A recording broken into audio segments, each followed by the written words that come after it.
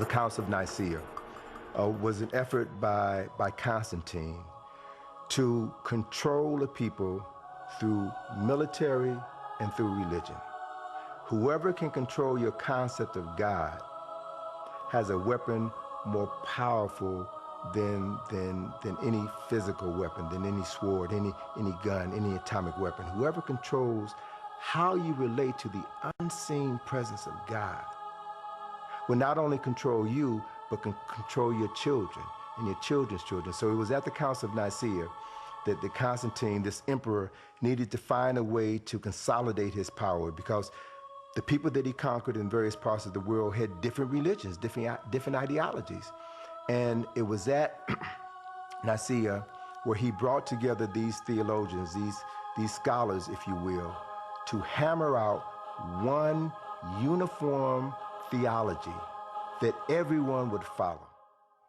And if Constantine could convince people to take Jesus as God on earth and change that he was a human being, then they could take over the control of the Catholic Church and make one.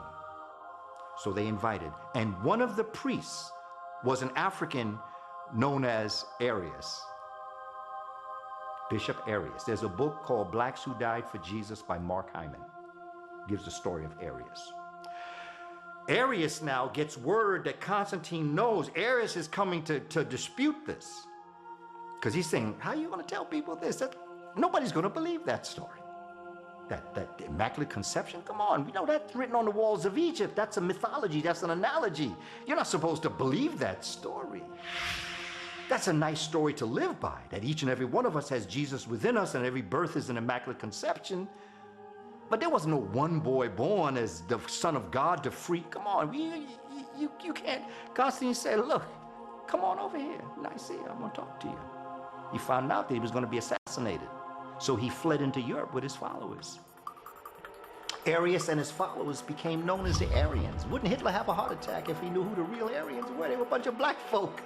Everybody who was worshiping Isis and dealing with mostly a Kemetic religious philosophy, they said, we can't do this. This is ridiculous. This reminds me, there's no man called Jesus Christ. We ain't never heard of him.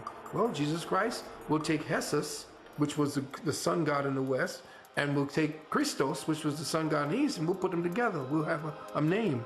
And so what did he do?